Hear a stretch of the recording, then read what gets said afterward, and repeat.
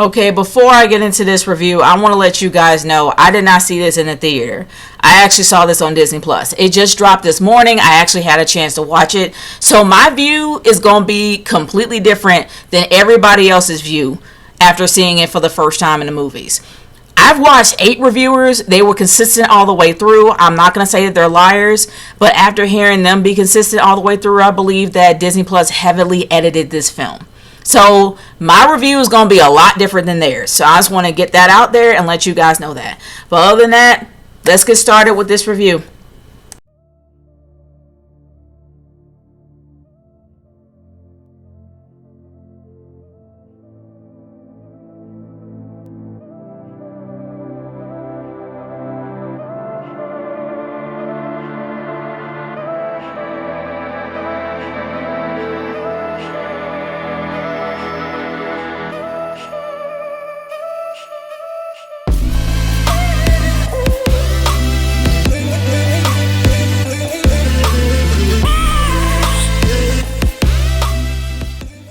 What's up, y'all? It's TheNaturegirl30 here, and I just want to let you guys know that I have been a fan of Little Mermaid since I saw the movie as a little 9-year-old girl in 1989. Yeah, it shows my age.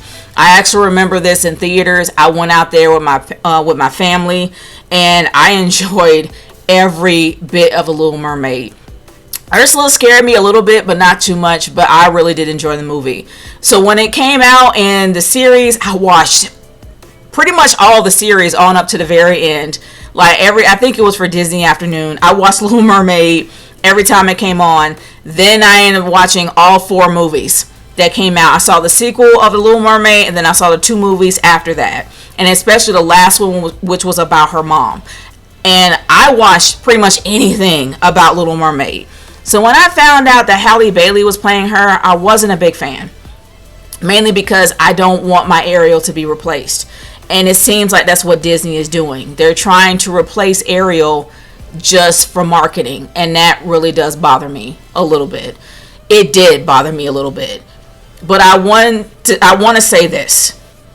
Yeah, I didn't think that she needed to be black. There was no request for her to be black. And just because I'm black doesn't mean that I want her to be black.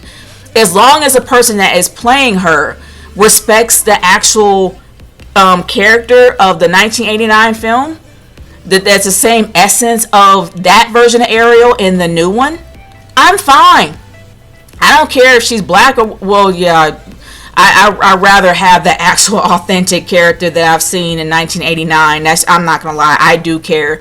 I really do care. I really did want a redhead white girl to actually play her, someone that's like Madeline Pesh, who is a fiery redhead, and I thought she would be the best Ariel. But I digress. Halle Bailey did a really good job playing Ariel. She did a really good job with the music. She did a really good job in the parts that she did play in the film.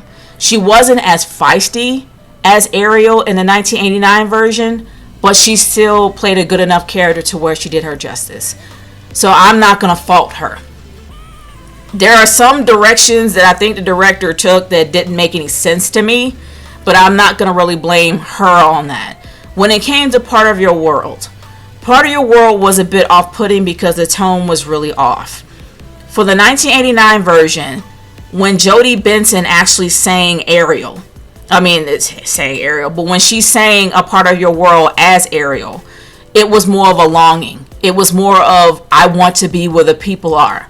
Halle Bailey's version was like, I got to be where the people are. I got to get out of here. That's what I got from that. It was a totally different tone, and it was just off-putting. And it was just way too boisterous and loud. And anything that's like that with that type of tone, it shows something completely different than what it should have been. And that was my issue with that. It's not that she sung it poorly. It was just the tone was off. That's all.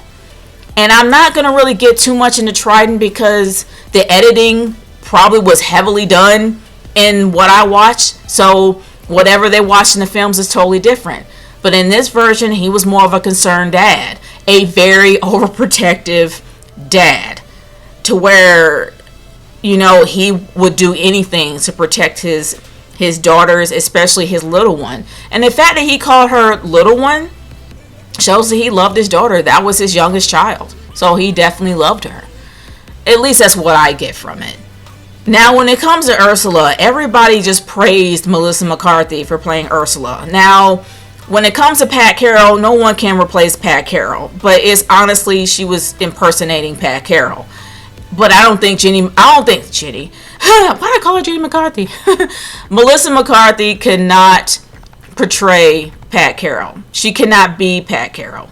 So, this version of Ursula wasn't bad. But to be honest with you, she wasn't mean. She wasn't devious. She wasn't evil. She wasn't conniving. She wasn't trying to come after you. She wasn't deceiving. And that's what Ursula was. That's why I love the voice of Pat Carroll. Because when it came to the 1989 version, that Ursula would have done anything in her power to get Ariel to sign that contract.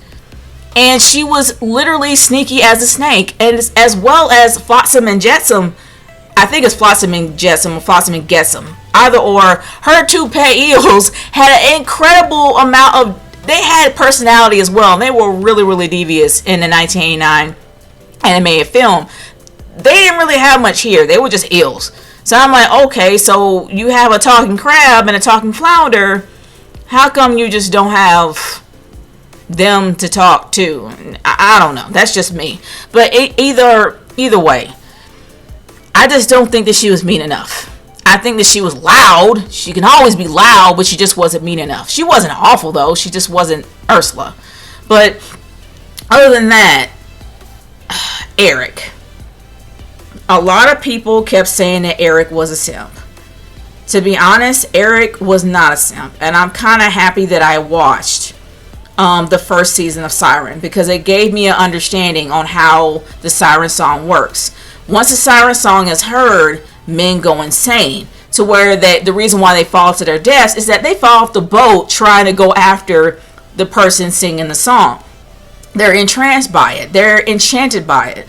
That's why he was a bit obsessed. That's why he was a bit nuts. So that's why I wasn't really too fazed by his actions and his song and declaring his love for Ariel, even though he didn't know her. The song was still in his head. He was kind of nuts by it. So that's okay.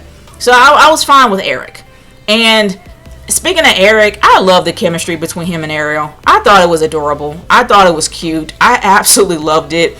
Especially how he was figuring out her name. I thought it was so cute. And the fact that a lot of press was saying that this wasn't about love, this was about her finding herself. No, it wasn't. It's a lie.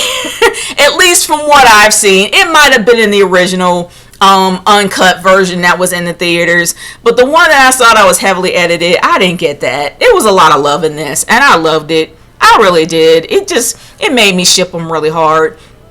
But there was still a massive amount of confusion, more questions than answers, and there were so many directions they could have went. They could have talked about what caused the curse of the seas. They could have talked about what happened to Ariel's mother. They could have talked about what happened to Eric's parents. They could have talked about a lot of things, especially how in the world is Ursula and Trident related? How can an octopus and a merman be related? Can you explain that to me? Is that a curse that was put on Ursula and she used to be a mermaid? Or was she always like that? Like, I really wish that they would explain. There were several questions in this that was never answered. It was addressed slightly, then cut off, and moved on. And speaking of cuts, good grief, the editing drove me nuts. It was to the point where they will always have a scene, heavily cut that scene to where they're already doing something, and then they come right back to where I'm like, what just happened? And then also the scene in the ocean. How in the world can you tell me that Ariel's in love when she just swam off angry? Is this something that I missed? The editing really did, it just felt choppy at times and incredibly frustrating. And I'm just like, can you guys have a consistent transition? There were times that they did have a consistent transition, but then there were other times they just chopped it out and then just went on to the next scene. And I'm like, oh gosh. It was so frustrating because it just sucked the emotion out of the film at times. But the biggest frustration, at least for me, was the ending.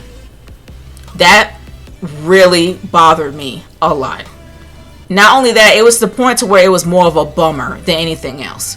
Because from what I got from this film, it was unity. It was uniting the land and sea. It was ending that curse. That's what I got from it. You had Eric, pretty much a fish out of water where he was. And Ariel became the same thing when she was on land. You had somebody that belonged to nowhere, while someone that belonged to the ocean, longing to be somewhere. If you would have had him to be a part of the finale, you would have sealed that hole. You would have created unity, bonding. You would have sealed that gap. You would have literally reunited land and sea by uniting the princess of the seas to the prince of land. Even though he technically isn't a prince, he was adopted into one. So he's a prince becoming a king. Either or, you would have reunited them, and it would have been done well if he was a part of the finale. And yeah, what happened to Trident? It's Disney. I'm just like, y'all just got no guts no more. Like, seriously, what happened, man? But either or, I just wish that he was a part of the finale to where that you would have sealed in that gap.